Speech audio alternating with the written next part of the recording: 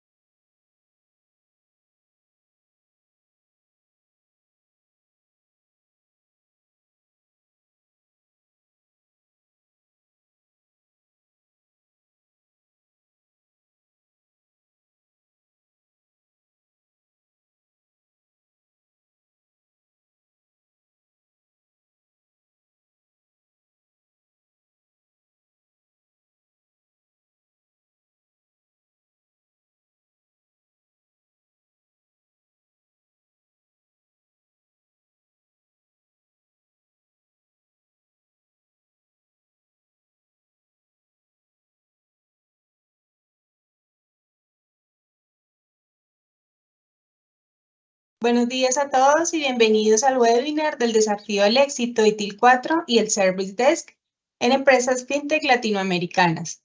Estamos emocionados por tenerlos aquí y esperamos que esta sesión sea tanto educativa como inspiradora para ustedes.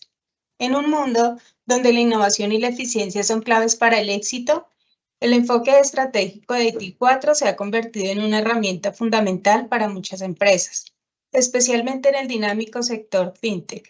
En las próximas horas exploraremos juntos cómo estas empresas han superado desafíos y han alcanzado el éxito implementando principios guías de ITIL 4 en su Service Desk. Permítanme presentarme, soy Liliana Ramírez y hago parte del equipo de Intelligent Training. Acompañándome hoy está Patricia Friedman, quien compartirá sus conocimientos y experiencias en esta área.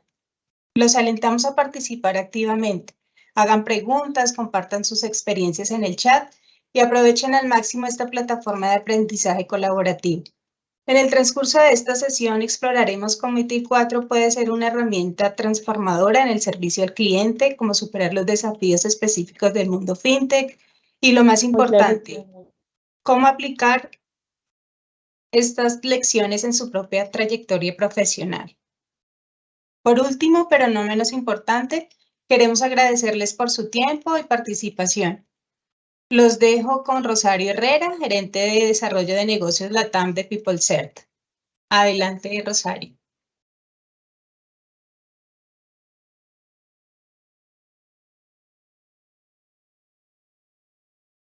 Buenos días a todos, ¿cómo están? Aquí estoy esperando para proyectar la presentación. Perfecto. Un gusto estar aquí. Yo soy Rosario, como les contaron. Soy gerente de desarrollo de negocios de PeopleCert para Latinoamérica.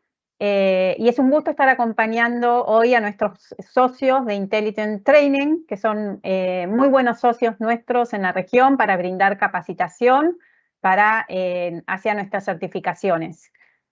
Hoy vamos a tener el gusto de compartir la presentación con Patricia Friedman, que ella es Subject Matter Expert de PeopleCert, tiene más de 20 años de experiencia en consultoría y asesoría de TI, en desarrollo e implementación de mejores prácticas y TCM, proyectos y gestión del cambio organizacional, o sea que trae con ella mucha experiencia y mucha práctica que hoy les va a compartir. Y bueno, en la próxima slide les cuento un poquito de PeopleCert. PeopleCert es una empresa europea, líder en certificaciones, está presente en más de 200 países y ¿qué hacemos? Entregamos exámenes alrededor del mundo para mejorar la vida y las carreras de las personas y también mejorar los procesos de las empresas.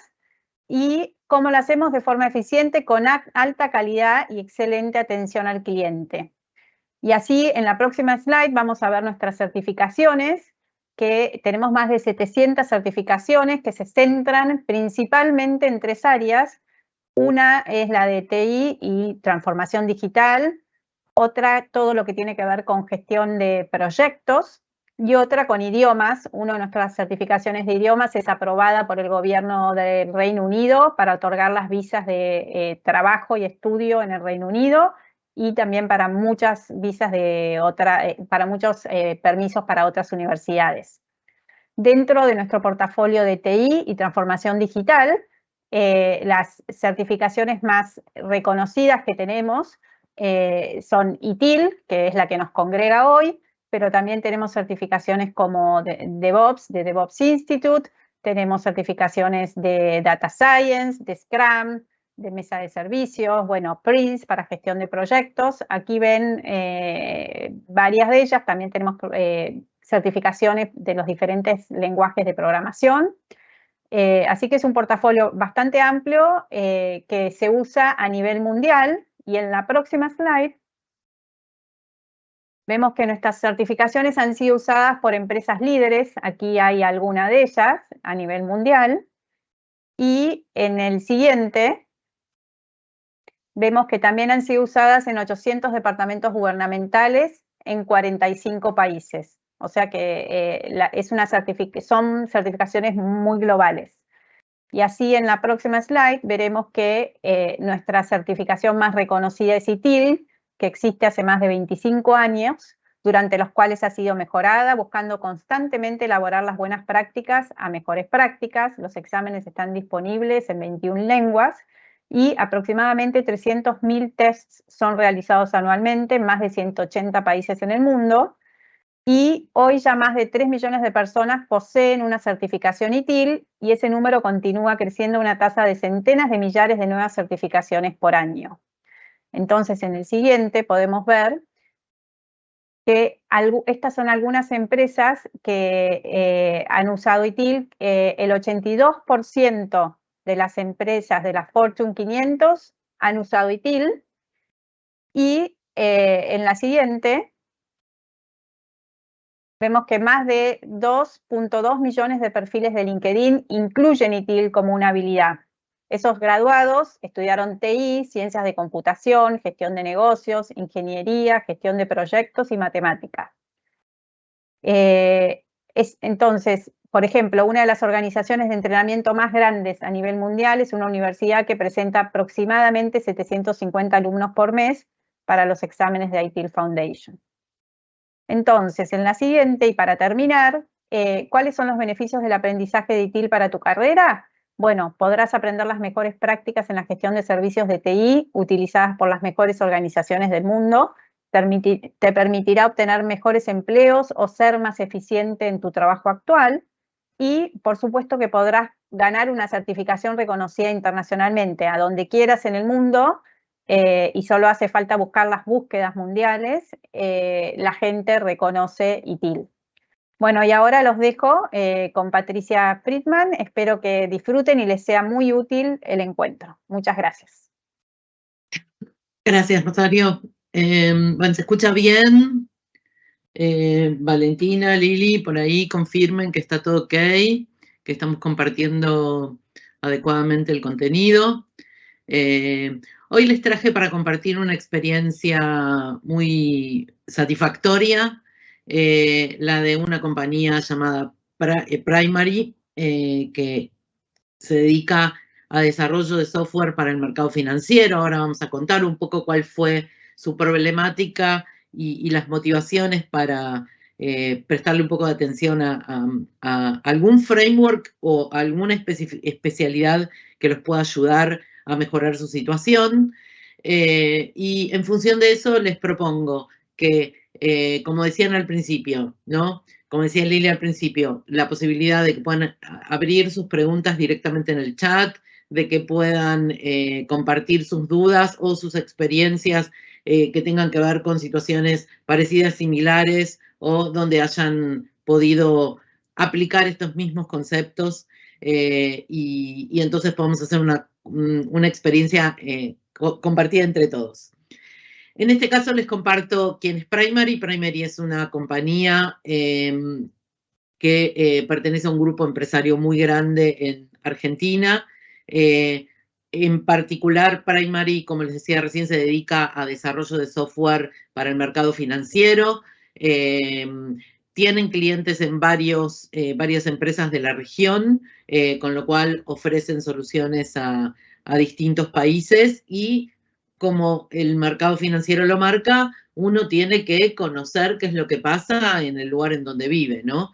Nosotros acá en Argentina vivimos constantemente en mundo fluctuante, entonces aprendemos un montón en el día a día del mercado financiero, y eso obliga a ser un poco veloz y muy concreto al momento de hacer implementaciones o tomar decisiones en formas de trabajar, para poder estar a la altura de toda esa fluctuación, ¿no? Entonces, primero les voy a contar en qué situación se encontraba la empresa, las motivaciones en las cuales empezaron a encontrar que necesitaban ir hacia una mirada de service desk. Por otro lado, les voy a contar los cambios que estuvieron ocurriendo, que los obligaron a tomar algunas decisiones, qué fue pasando en los mercados y cómo se fueron empezando a potenciar y a apoyar en la estructura que iban conformando con distintas situaciones, que por ahí algunas estaban planificadas y otras había que ser un poquito más veloz y más ágil al momento de decidir. No sé si entre los presentes tenemos gente que pertenece al mundo financiero o no. Ahí, Valen, si vos tenés oportunidad de ver en el chat qué nos cuenta la gente acerca de si conocen un poco sobre el mundo financiero, sobre lo que es una fintech, sobre el grado de, digamos, de volatilidad que hay al momento de pensar en cómo manejarse en los mercados. Ahí me vas contando qué nos cuenta la gente, qué nos contesta la gente en el chat. ¿Ok? Listo, dale, yo estoy pendiente. Excelente. Bueno, en este caso, entonces, vamos a compartir un poco en qué situación se encontraba la empresa. La empresa se compone, se crea, Primary se crea como una función de 3 empresas separadas que de alguna manera estaban con problemáticas muy parecidas, pero cada uno lo abordaba como podía. Ya existía una empresa llamada Primary que luego quedó ese nombre para todas, con un ejercicio muy interesante que hicieron para decidir si ponían un nombre nuevo, si se quedaban con alguno de los nombres existentes. Así que en la medida que fue ocurriendo este proyecto que yo les estoy compartiendo hoy, en paralelo se iba como generando la identidad de la organización, ¿sí? Entonces era como muy movilizante todo lo que iba pasando en el mismo instante. Estas 3 empresas venían, por un lado, Primary, trabajando en productos de back office, productos de training. Por el otro lado, Sistemas ESCO, una empresa también que desarrollaba software para back office, para agentes de bolsa, para fondos de inversión. Y Matriz, como una empresa que fue la más nuevita que ingresó a este grupo, como una empresa con una plataforma de negociación. Lo que pasaba en estas 3 empresas era medianamente parecido, pero cada uno lo manejaba distinto y como podía. Y la cultura de cada una de las empresas también era distinta. Matriz era una empresa muy pequeña, creada por una persona con muchísima fuerza, un grupito de personas con muchísima fuerza y con una mirada de trabajo como mucho más mano a mano entre las personas.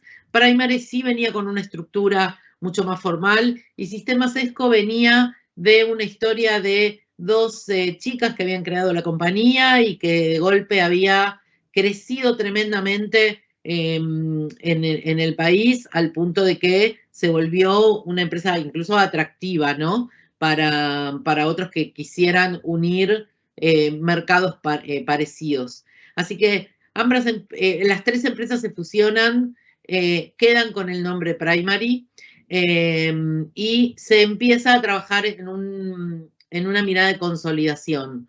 ¿Cómo hacer que lo que iba pasando por cada una de estas empresas tuviera un punto común, tuviera una mirada de poder atender a todos los clientes externos, pero también a los clientes internos, ¿sí? Entonces, algunas de las situaciones a las que claramente ellos pudieron llegar haciendo todo este análisis es que no existían roles definidos, que no había equipos concretamente definidos. Está muy solapado todo lo que tenía que ver con el desarrollo, con el testing, con el soporte. Los equipos no estaban conformados con una mirada común. Cada equipo de desarrollo trabajaba con sus propios criterios, con sus propios entendimientos, con soluciones duplicadas, ¿sí? No había una base de conocimiento, con lo cual no había oportunidad de hacer aprendizaje. Los perfiles haciendo tareas no coincidían con las habilidades y no había procesos definidos. Ahora, esto yo se los enuncio, pero a medida que les vaya contando la experiencia, van a ir viendo cómo se fue atacando cada uno de estos temas para tratar de consolidar alguno de ellos un poco más o tal vez para plantear acciones futuras. No todo se logra junto, no todo se logra inmediato. No es fácil en el medio de una fusión identificar todo esto y entender que hay que trabajar con todo esto, ¿sí? A veces la ayuda externa ayuda un montón porque es una mirada como un poco más distante que mira y hace una evaluación y ahí incluso invito a la gente a dar su opinión a través del chat, ¿no? De qué le parece de la idea de que a veces en las organizaciones cuando están en estas situaciones más de caos se acuda a una ayuda externa que pueda colaborar, pero también pregunto cuál es el gran tema con la ayuda externa, ¿no? La ayuda externa es divina, está buenísimo, mira a la distancia, mira con más frialdad porque viene de afuera, pero ¿qué pasa cuando la ayuda externa trae su propia impronta? ¿Y qué pasa cuando la ayuda externa, a su vez, no propone adaptarse a lo existente, sino que propone arrancar por ahí con algunas ideas y experiencias previas de esa persona o de ese grupo, y cómo eso puede impactar en una organización, y ni hablar en una organización como esta que estaba en el medio de fusiones y acomodamientos, ¿no? Entonces es súper interesante entender qué pasa ahí. Y dejo una pregunta que me encantaría saber sus opiniones acerca de la ayuda externa. ¿Qué pasa cuando el compromiso de la ayuda externa finaliza? ¿Qué pasa con el know-how? ¿No? Yo puedo emitir ahí una opinión muy personal, pero lo dejo para el final. Dejo ahí la pregunta para que Valen la pueda administrar, y me encantaría saber las opiniones de todos de qué pasa en esos casos y llegar a alguna conclusión común. Lo que continúa sucediendo en esta organización es que empezaron a buscar en dónde encontrar un apoyo. Cuando las organizaciones se encuentran con estas situaciones de problemáticas, de crisis, de situaciones de no poder abordar un montón de problemas que agobian, en general lo ideal es salir a buscar en dónde hay especialidades que nos pueden ayudar. No hay una única. Y no es que una, cuando identificamos, trae la solución definitiva.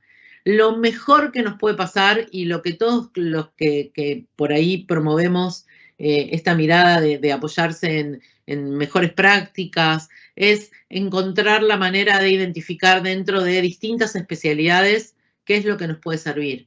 En este caso, entendíamos que lo que propone ITIL 4 podía ayudarnos muchísimo. Ya ITIL con sus versiones anteriores se alineaba muy bien a las necesidades que había que aplicar acá, ¿no? Entender en el concepto de el valor del cliente, entender el concepto de la co-creación de valor, como lo llamamos hoy, entender que el framework propone una serie de prácticas que nos ayudan a identificar un criterio para poder hacer las cosas mejor en las áreas de IT de las organizaciones, pero si le sumo a eso un montón de otras cuestiones, podemos tomar algunos aprendizajes del Service Desk Institute en lo que tiene que ver con Service Desk, todo lo que ITIL tiene para ofrecer históricamente desde la mirada de Service Desk, e incluso algunas recomendaciones de agilidad, ¿no? Que nos sirvieron un poco para este enfoque. En este caso, nos apoyamos muchísimo en la mirada de ITIL como un marco de mejores prácticas, como una especialidad que en su última versión se enfoca muchísimo en los procesos de transformación. ¿Y qué fue un poco lo que hicimos y lo que tomamos del framework? Ahora vamos a ir recorriéndolo juntos. Lo que sí pudimos detectar es que la organización se encontraba en un momento sumamente complejo, ¿sí? Algunas situaciones obligaron a tener que tomar decisiones muy rápidas. Por ejemplo, algunos cambios normativos, algunas cosas que venían marcadas desde el gobierno. Los chicos de Primary siempre nos comparten la experiencia de que recibieron de visita en su empresa al ministro de Economía del país, indicándoles cuáles eran las cosas que estaban pasando y las decisiones que iba a haber que tomar en las empresas financieras para acompañar a lo que estaba pasando en los mercados en el país. Por eso, entre los cambios normativos, entre algunos criterios que bajaban de las decisiones de gobierno, y una decisión comercial muy importante que se tomó, que fue sumamente interesante el caso, porque las áreas comerciales se sentaron a determinar nuevos tipos de contrato, ¿sí? Y esos nuevos tipos de contrato le fueron comunicados a toda la organización, y la organización se lo tenía que transmitir a los clientes y a los impactados por estos nuevos tipos de contrato. Y uno dice, pero qué loco, si las áreas comerciales han tomado estas decisiones, ¿cómo puede ser de que haya algún grupo de la organización que tenga que transmitir esta idea? De la forma en la que se definieron los contratos, se definieron 3 tipos de contrato y todos los clientes entraban en alguna de estas 3 categorías, y es así como se le pidió al grupo que empezó a trabajar con una mirada de empezar a crear un modelo de service desk que utilizara esta información recibida para empezar a hacer de nexo con los clientes. Por ejemplo, algunas de las formas en las que se fueron comunicando a nivel organizacional las cosas que iban sucediendo. Este caso que contaba recién, este concepto que se llamó reperfilamiento de la deuda, ¿sí? Donde el presidente de la Argentina en ese momento, que era Mauricio Macri, firmó un decreto, pospuso algunos pagos de bonos, eso implicó realizar un montón de impactos en las soluciones de software de la compañía, ¿sí? Y algunos otros impactos como los que se ven acá, ¿no?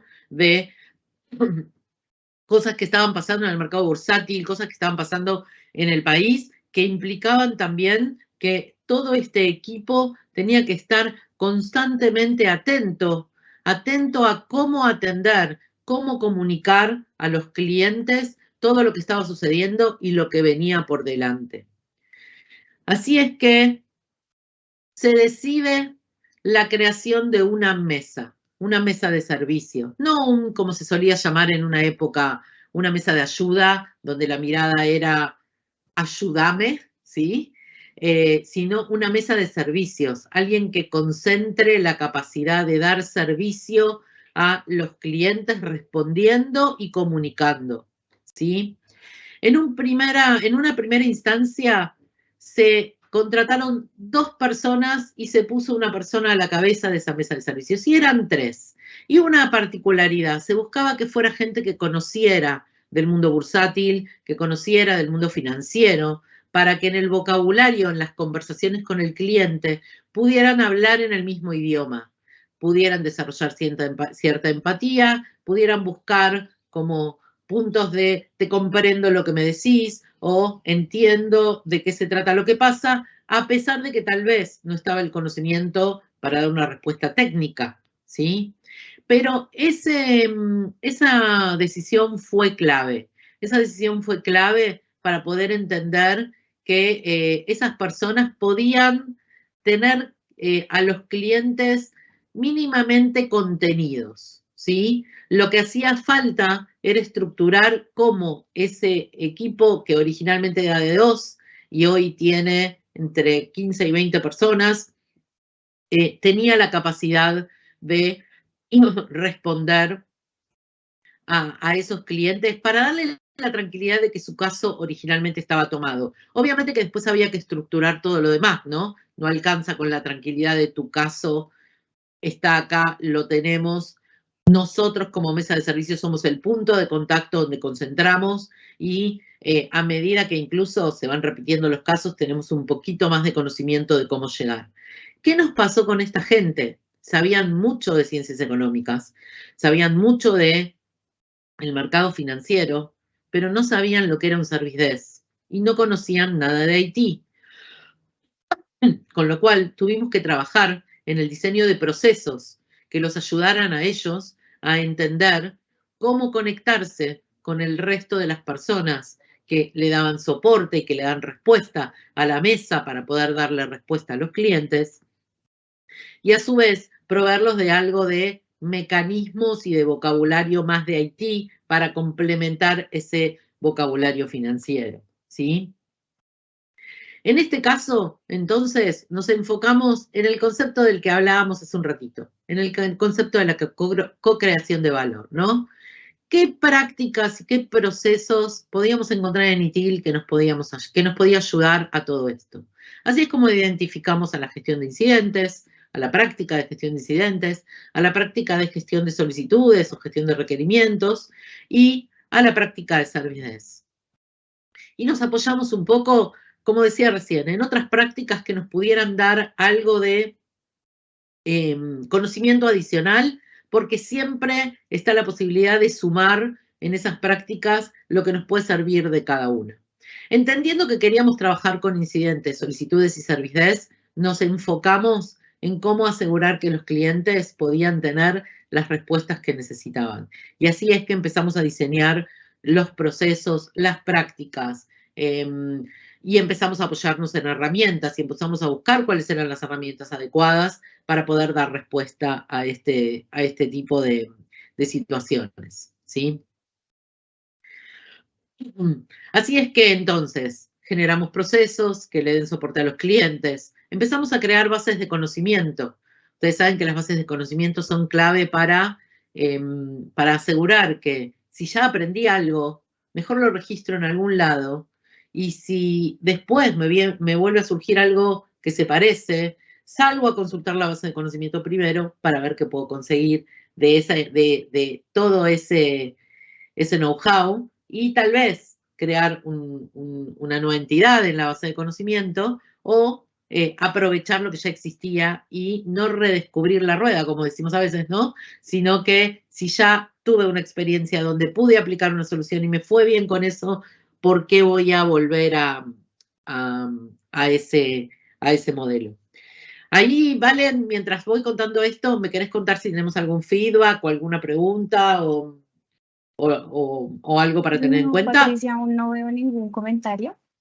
Ok, buenísimo. Entonces, ¿con qué continuamos trabajando? ¿Sí?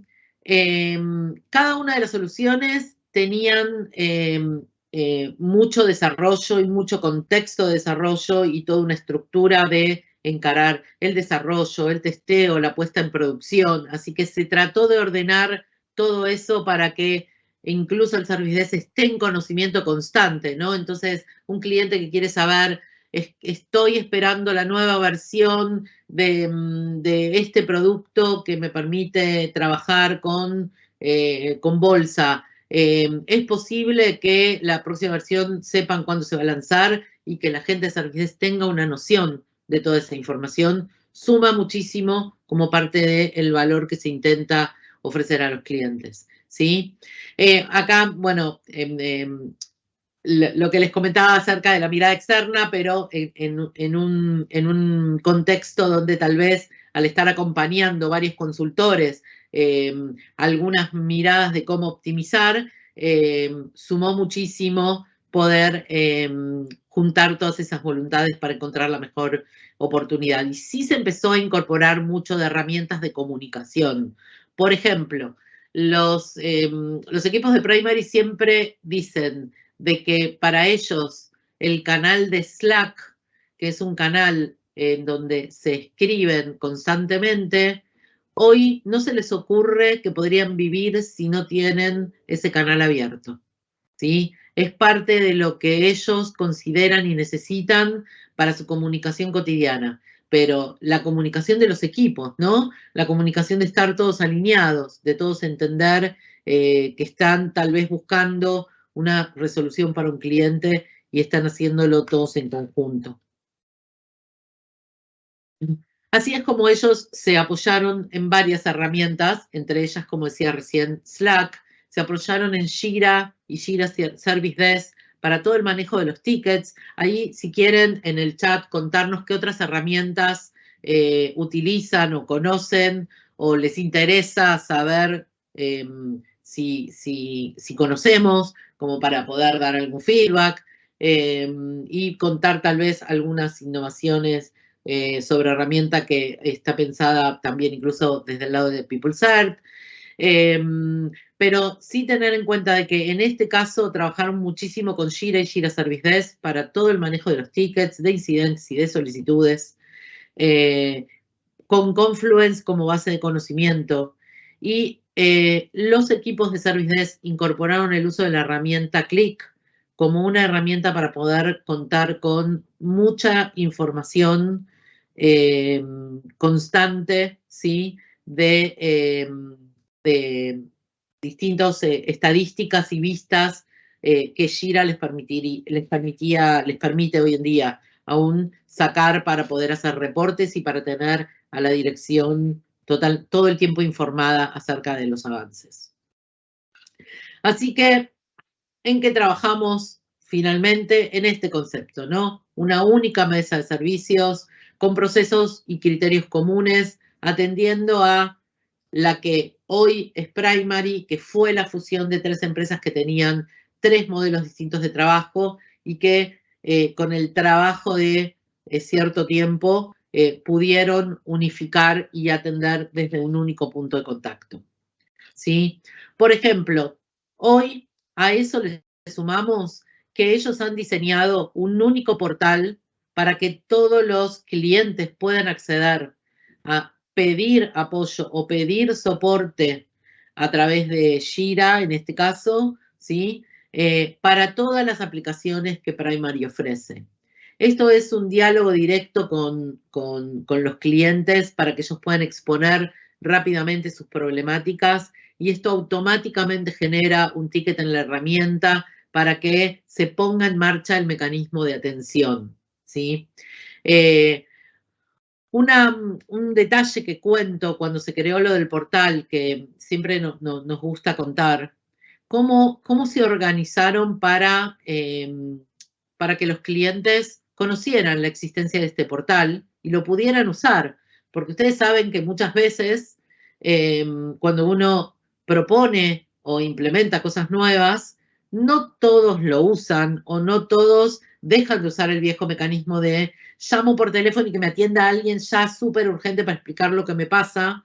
¿Y por qué no en lugar de ese llamado, que tal vez están entrando muchos llamados a la vez y la gente no alcanza a atender, entrar por un portal en donde había respuesta más rápida? Bueno, acá es donde, por ejemplo, aplicamos alguna mirada también de la mirada de Change Management, ¿no? De cómo aplicar la mirada de gestión del cambio en las personas para entender cómo hacer que la gente adopte.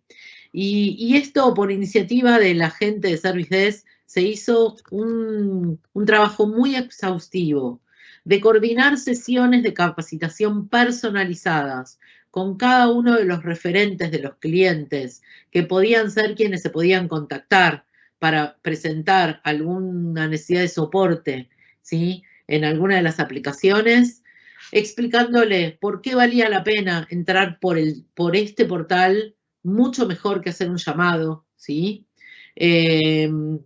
¿Por qué valía la pena utilizar este mecanismo para asegurar que quede registrado todo el historial? Y con todos esos fundamentos y con todo ese reinforcement, ese refuerzo que se fue haciendo sobre las personas para asegurar que entendían el valor de usar este mecanismo de portal, lo incorporaron absolutamente en todos los clientes, ¿sí? Fue un esfuerzo grande en ese momento, fue grandísimo, fue de gran dedicación y llevó un tiempo setear reuniones con cada uno de los clientes. Pero el resultado que les dio les permitió que el 100% de los clientes estén alineados. Obviamente que el llamado sigue existiendo. Obviamente que ni siquiera el llamado al Service Desk. Estoy hablando tal vez el llamado a las gerencias o el llamado a los directores. Esos mecanismos no se pierden nunca, ¿sí? No es que podemos lograr el 100% de adopción. Pero muchas veces ese mecanismo acompañado de un llamado provee más información, pero siempre se busca que de algún lugar el ciclo del ticket, como diríamos, ¿no? El ciclo de la vida de ese incidente arranque con una explicación de ese cliente diciendo, o del referente en el cliente diciendo qué es lo que está pasando, para contar con toda la información y poder darle un tratamiento mejor y mucho más rápido, entendiendo cuál es la problemática, ¿sí? Estas son algunas de las imágenes de cómo el agente de la mesa de servicio toma un ticket, lo clasifica, lo asocia si es necesario a algún otro ticket, si tiene relación, le completa todos los datos, lo asigna específicamente a un agente que lo pueda atender y así va siguiendo el ciclo para mantener toda la historia del ticket, ¿sí? Y acá lo que van a ver es un poco de las imágenes de las herramientas. Por ejemplo, van a ver el dashboard que ofrece Qlik. Acá ven una mirada del circuito que lleva cada uno de los tickets en Jira, que está publicado en Confluence, para que la gente pueda consultarlo, los agentes, las mismas personas. Está la mirada del canal de Slack, ¿sí? Está disponible, acá compartimos un poco de esta visión como para que tengan una noción de cómo todas estas herramientas interactúan para darle resultados a la gente. Y entonces, ¿en qué nos apoyamos para poder acompañar a todo esto que les acabo de contar? En principio, tomamos este concepto de las 4 dimensiones, que uno dice, bueno, pero mirado así parece un dibujo, y créanme que cuando uno se para en las 4 dimensiones, terminan los dibujos. No solo terminan los dibujos, sino que se pone en marcha el mecanismo de asegurar algo que es muy importante, que no me olvidé de nada. ¿Por qué digo que me aseguro que no me olvidé de nada? Porque cuando me paro en estas 4 dimensiones, sé que tuve en cuenta todos los factores que uno tiene que tener en cuenta al momento de crear formas de trabajar u optimizar formas de trabajar como hicimos en el Service Desk. Nos paramos a ver las personas y así fue que decidimos traer gente que tuviera conocimiento de finanzas y que pudiera generar empatía con el cliente, pero sabiendo que esas personas iban a necesitar una formación en la mirada de IT. Nos paramos en la tecnología para poder entender cuáles eran las herramientas dentro de los lineamientos organizacionales, cuáles eran las herramientas a seleccionar, cuáles se podían traer como una necesidad puntual, cuáles podían aportar valor, cuáles podían dar un diferencial, y si había 2 herramientas compitiendo entre sí, ver, porque probablemente de las 3 compañías había distintas herramientas, ver con cuál nos quedamos para tener una mirada unificada y tener toda la información en el mismo espacio, ¿sí? Nos paramos en partners y en proveedores y salimos a entender quiénes nos podían dar apoyo. Durante mucho tiempo tuvieron el apoyo de un especialista en Jira para poder dominar la herramienta hasta que tuvieron cierto dominio y no necesitaron más ese acompañamiento, y una persona de adentro de la organización se especializó en eso. Y acá vuelvo al puntito, a la inquietud que les dejaba como pregunta hace un rato, diciéndoles qué es lo que creen que sucede, ¿no? Cuando me acompaña alguien externo, me puede ayudar a tener una mirada más fría, a tomar mejores decisiones, a nutrirme de sus otras experiencias para ver cómo encarar mejor el proyecto que tengo por delante, pero ¿qué pasa después, ¿no? ¿Qué pasa cuando todo eso finaliza y cada uno sigue su camino? Y por el otro lado nos apoyamos mucho en la mirada de procesos y de prácticas y de flujos de valor para poder entender qué ciclos teníamos que construir, por ejemplo, en la vida útil de un ticket, ¿no? Y entonces, cuento, por ejemplo, un concepto muy simpático que tienen cuando un ticket tiene cierta antigüedad y todavía no está ni avanzado ni cerrado y está como ahí a la espera de que ocurra una cierta solución, al ticket lo llaman ticket infectado.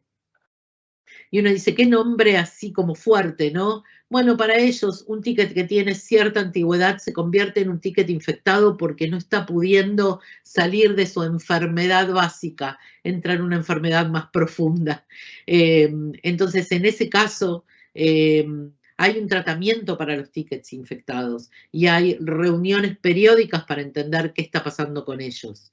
Y hay prácticas de ITIL que abordan muy bien qué hacer con ese tipo de casos, ¿sí? Entonces, ahí es donde aplica muy bien qué hacer con un framework como ITIL. Uno va a buscar apoyo. Uno no lee lo que el framework tiene para ofrecer y dice, literalmente voy a hacer todo lo que acá me describe, porque el framework lo que da es recomendaciones, sugerencias, en muchos casos cuenta experiencias, ¿sí? Y me sirve como panorama para tomar una idea de cómo me encantaría abordar la situación.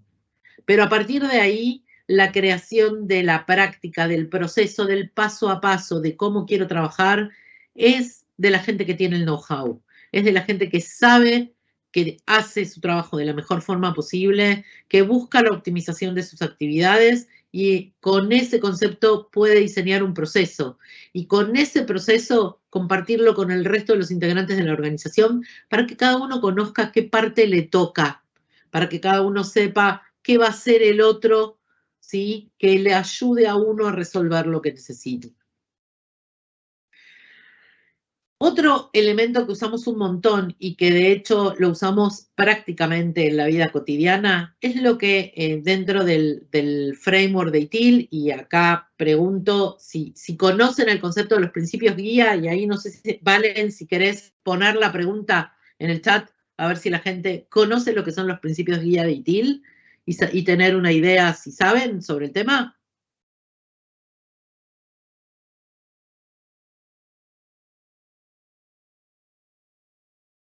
Listo, ya lo puse en el chat.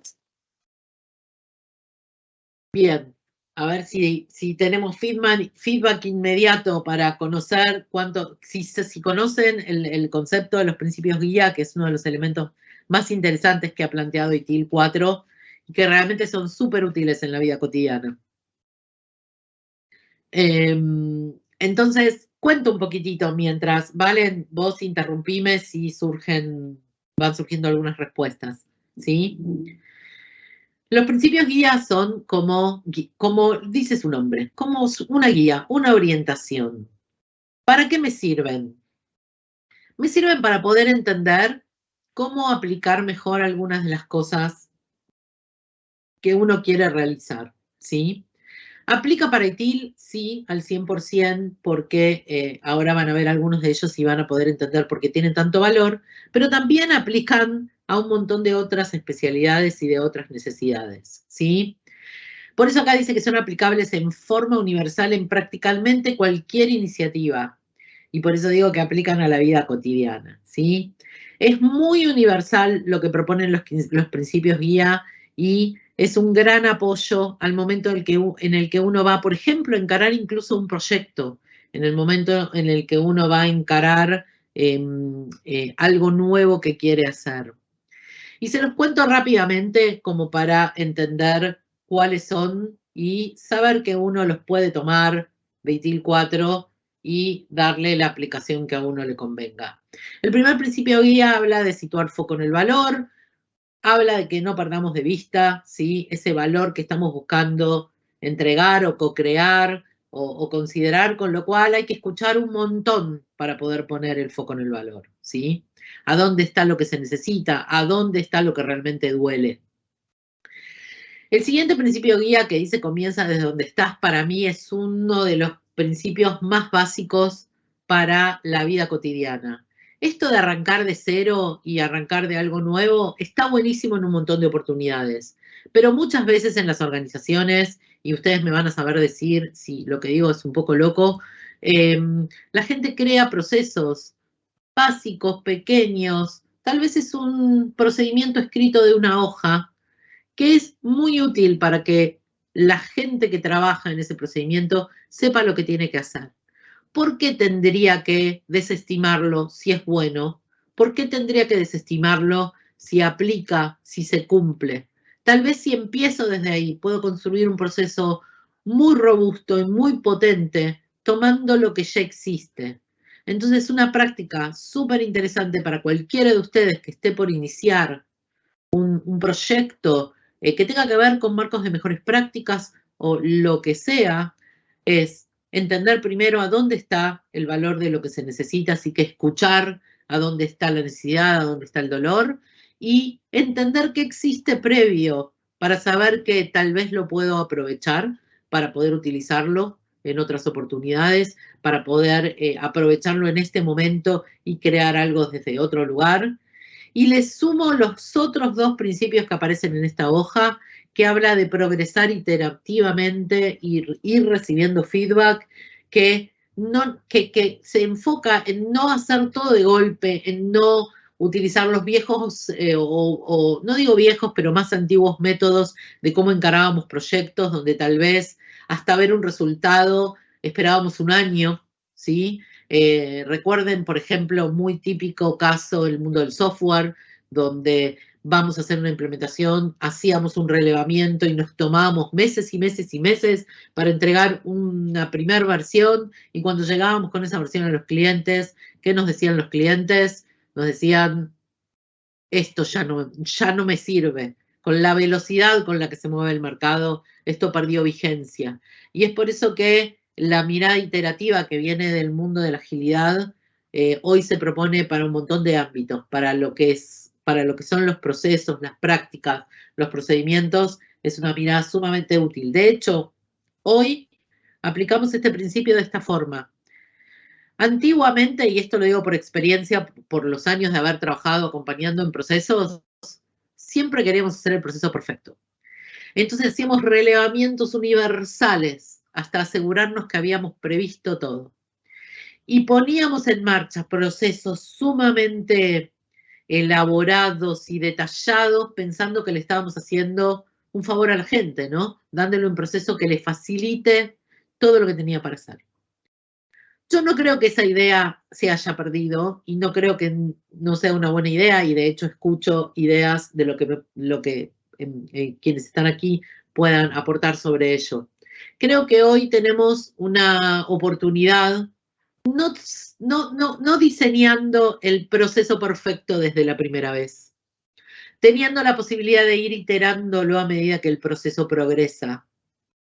Y habiendo hecho experiencias de ese tipo, les digo que en algunos ámbitos es más relajado, porque no tenemos que salir de golpe a hacer el proceso ideal con todo un relevamiento tremendamente profundo, sino que empezamos a construir de a pedacitos y lo vamos conformando hasta llegar al modelo que más nos gusta o que más se demuestra que tiene validez. Con lo cual, este principio se basa mucho en el mundo de la agilidad, y hoy que las cabezas de las personas están más preparadas para esa mirada, tiene como mucha aplicación. Ni hablar del principio que sigue, que habla de colaborar y promover visibilidad. Nos paramos muchísimo en este tema. La colaboración y la confianza es clave para este tipo de trabajo. Si no hubiéramos confiado en que los chicos que iniciaron Service Desk con su conocimiento financiero, pero sin entender la mirada de IT, podían hacer ese trabajo, no hubiéramos podido soltar y confiar que eso iba a funcionar. De hecho, tuvimos una experiencia de las dos personas que tomamos con que una de las personas tenía muy bien desarrollada la capacidad de la empatía y la otra persona no terminaba de agarrar esa mirada, y lo que sucedía mucho era que era como muy seca la respuesta para con los usuarios, y los usuarios se quejaban de eso.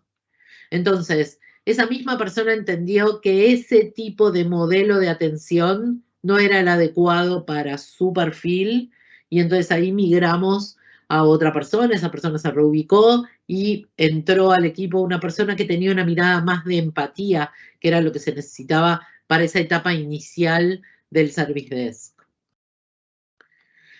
Los principios guías se completan con estos tres que están acá. El del medio, que es ideal, mantenerlo simple y práctico. No te complejices, no hace falta que exageres, no le pongas cosas que no te van a dar algo que buscas, ¿sí?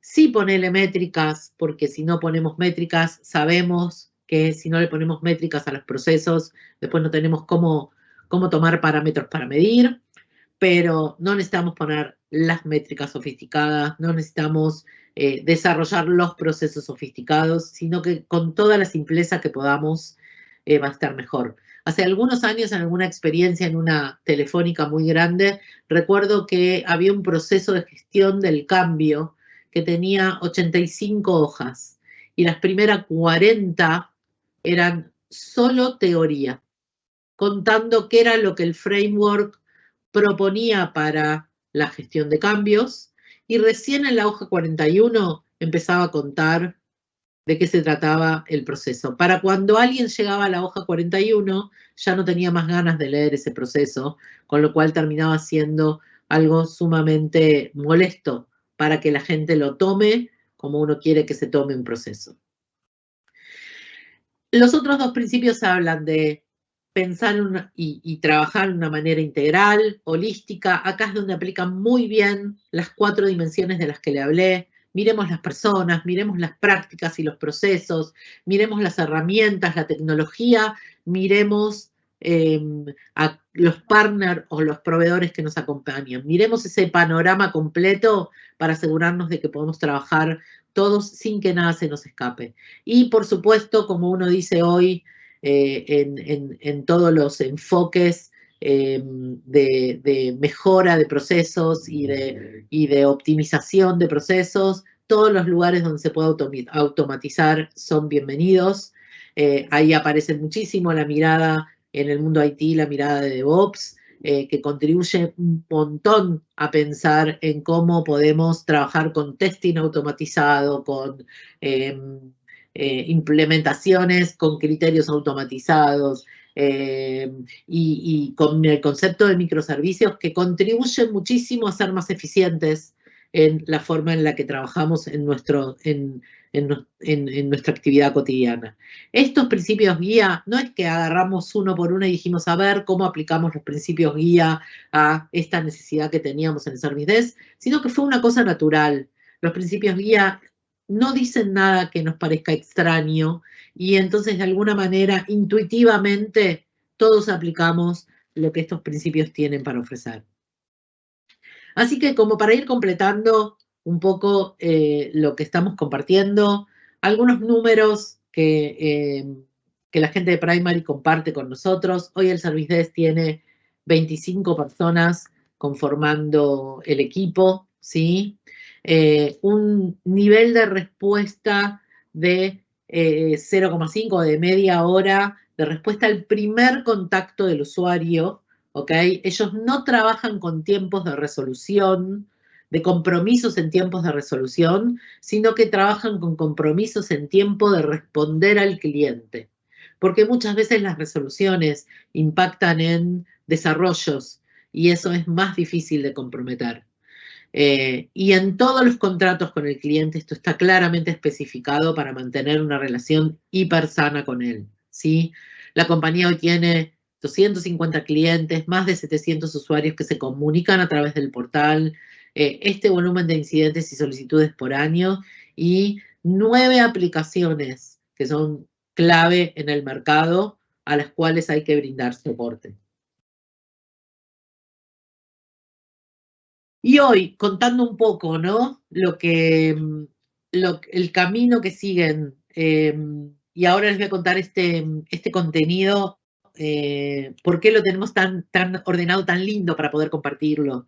Hay mucha visibilidad de lo que pasa con los clientes, hay mucha visibilidad de los tipos de situaciones y de tickets que llegan, y hay mucho trabajo a nivel estadístico, ¿sí? Se usa mucho el clic para sacar reportes y conocer los típicos casos de incidentes que surgen, porque tal vez de ese grupo de típicos casos se puede tomar la decisión de hacer un nuevo desarrollo, ¿sí?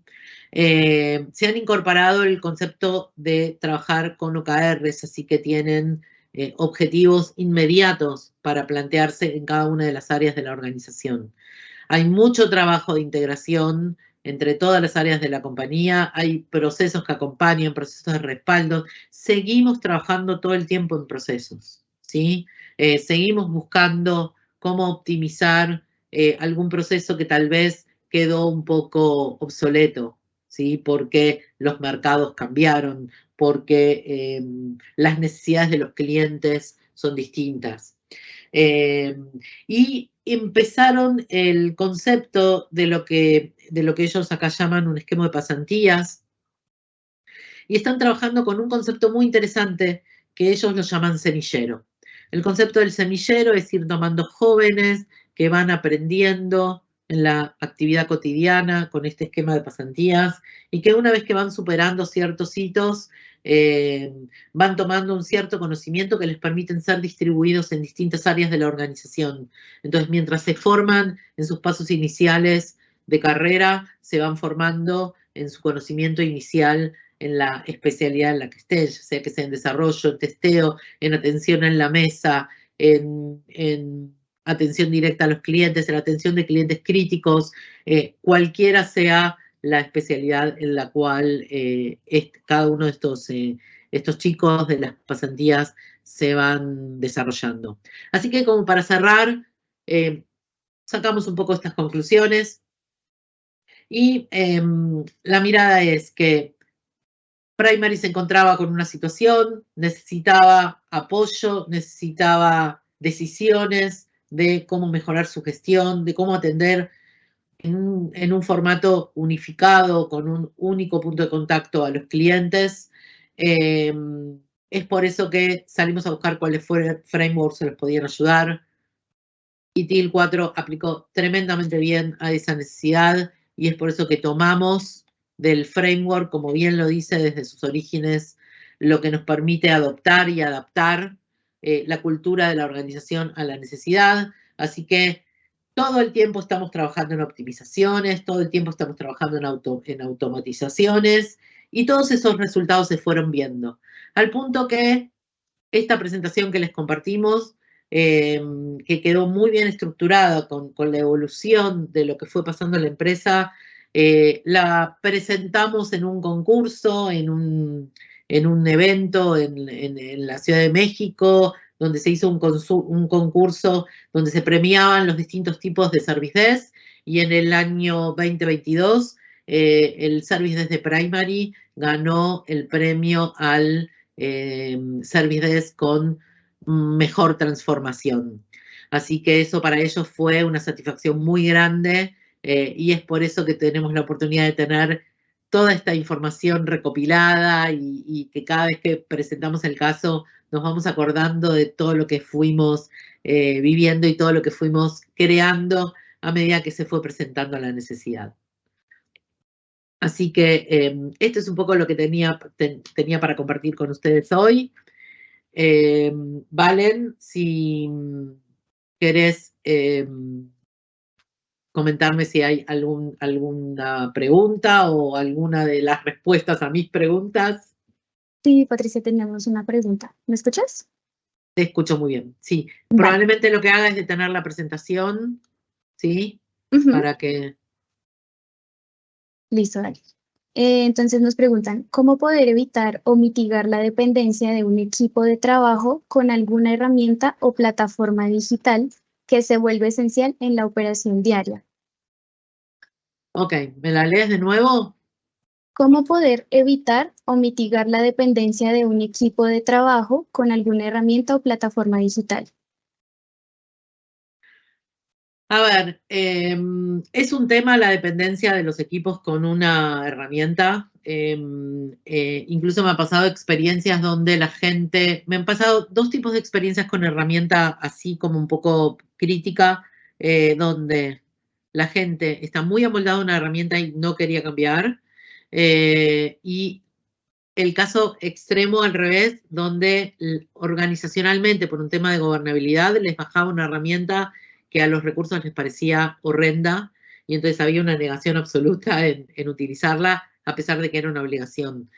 Yo creo que en esos casos se aplica muy bien la mirada de poder analizar cuáles son las razones que motivan esas situaciones y aplicar tal vez algunos criterios que las especialidades en gestión del cambio, que dentro de ITIL hay una especialidad que se llama Organizational Change Management, que acompaña muy bien en ese sentido, y que entonces uno puede nutrirse de lo que propone para poder entender si aplica a la problemática, ¿no? Entonces, entendiendo la pregunta, digo, bueno, ¿qué mecanismos puedo usar para salir de esa situación? Creo que necesito que la gente entienda de qué forma tiene que trabajar y cuáles son sus opciones.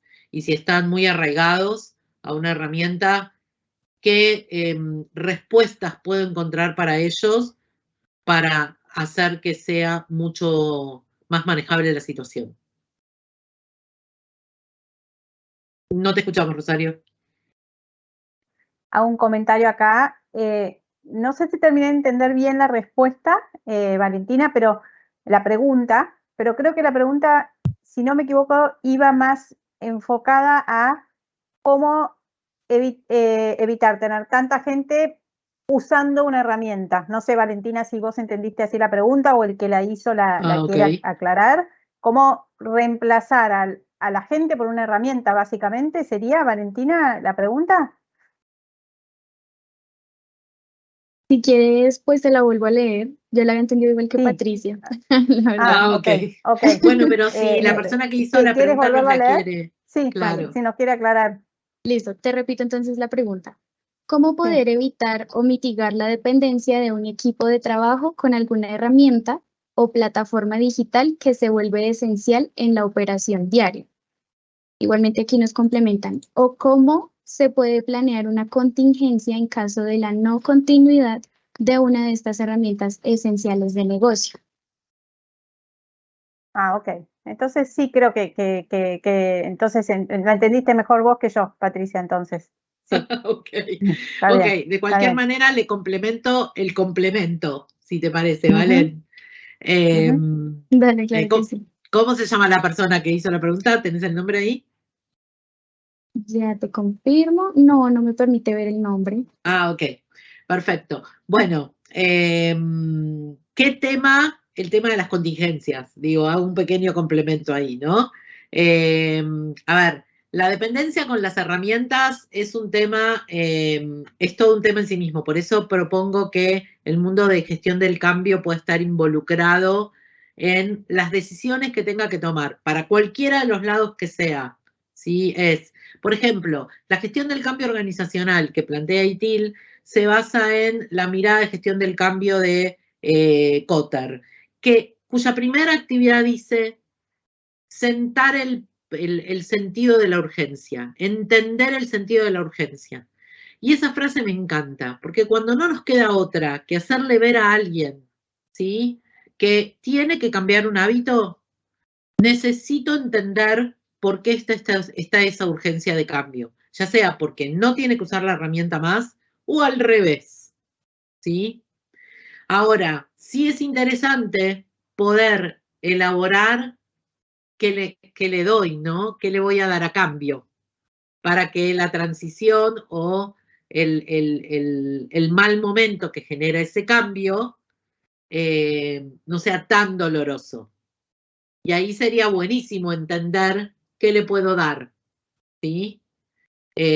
Para reforzar un poco, bueno, no queda otra que discontinuar, no queda otra que ir por este camino, pero entender por qué, a veces el entender por qué ayuda un montón, y a su vez, de entender por qué, ver cómo se lo puedo facilitar, que a veces no hay.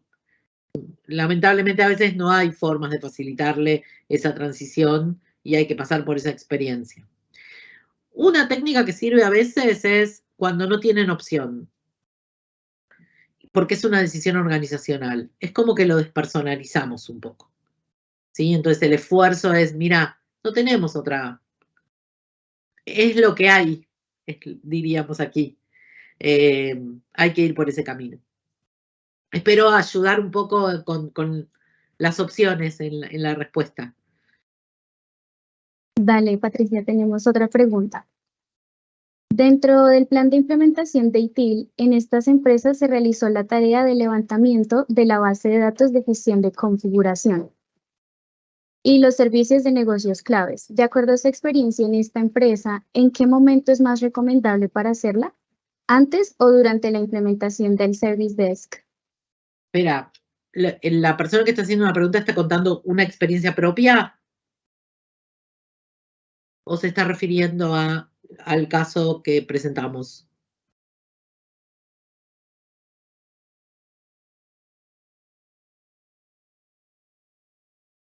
Si nos confirmas, por favor, José, por chat.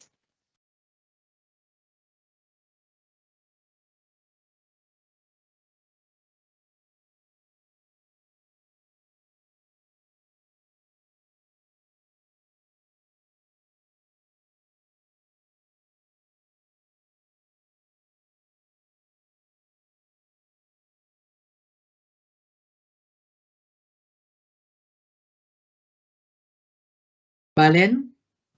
Bueno, léeme de nuevo la pregunta. Vale.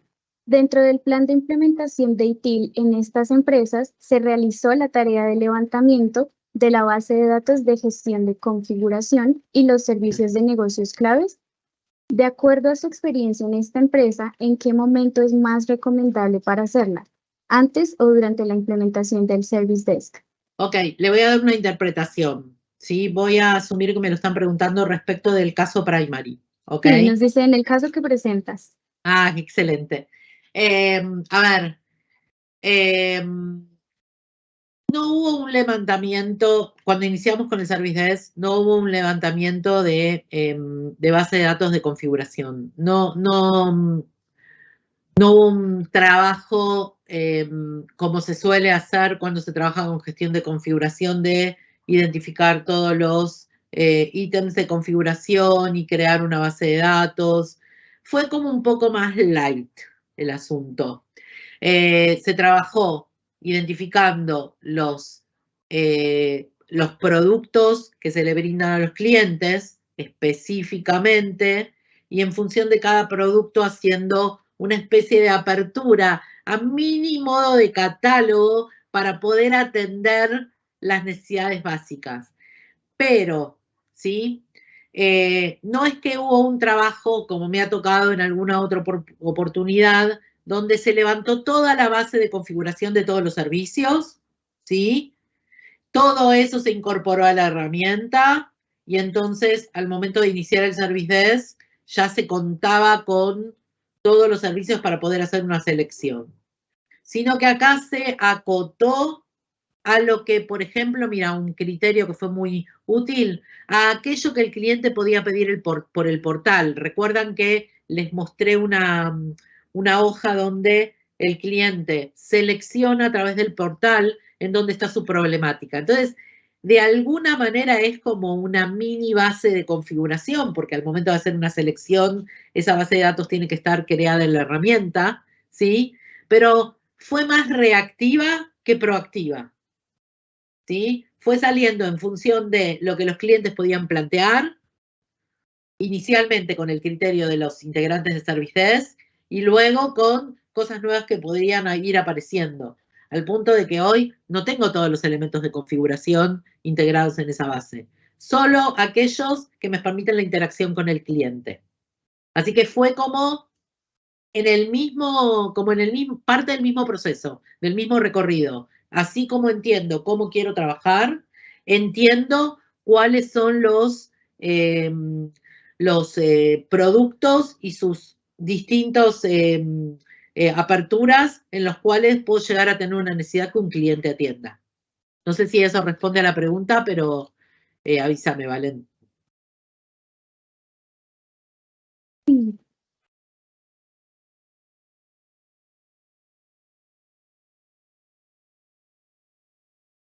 Vale, nos piden por favor ejemplos de objetivos y resultados clave en el servicio de arquitectura basada en modelos.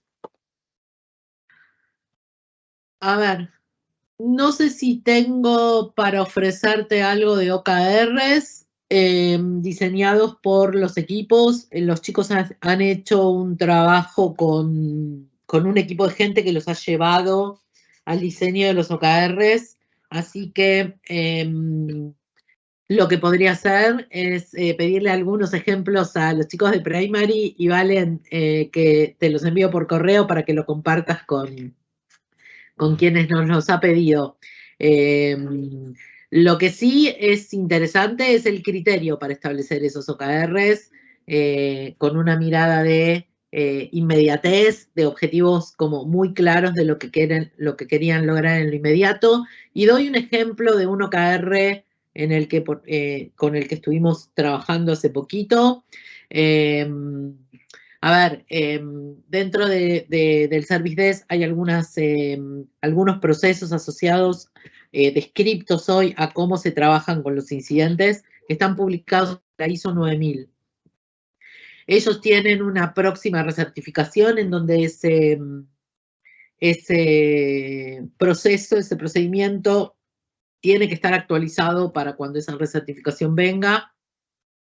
Y analizando el tratamiento que indicaba ese proceso, identificamos que hay algunas formas de trabajar que cambiaron.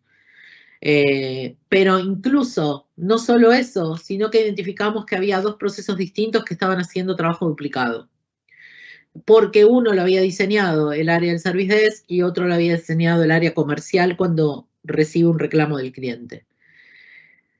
En función de esa identificación se estableció un OKR ¿sí? para trabajar con inmediatez, para lograr hacer una unificación de ese procedimiento, para que no hayan esfuerzos duplicados, para que no esté registrada una misma situación en herramientas distintas incluso, y que luego eso redunde en un beneficio del proceso para la ISO 9000.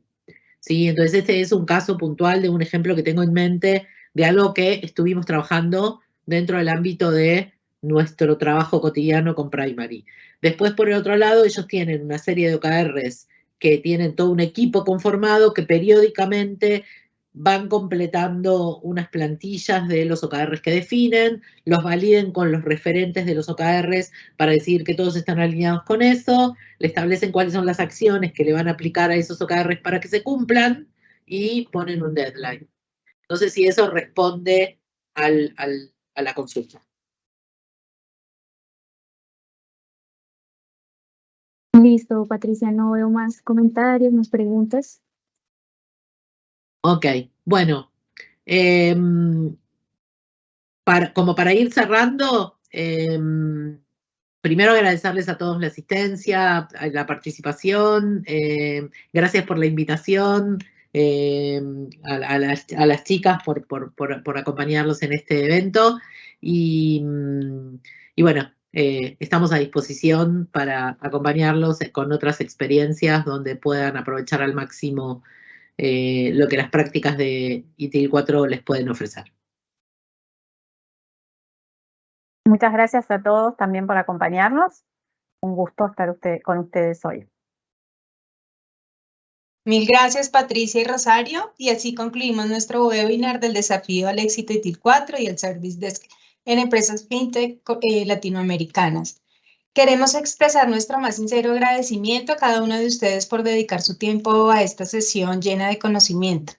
Hoy hemos explorado cómo las empresas fintech están impulsando su éxito con ITIL 4, aprendiendo de experiencias reales y estrategias que pueden marcar la diferencia en sus propias organizaciones.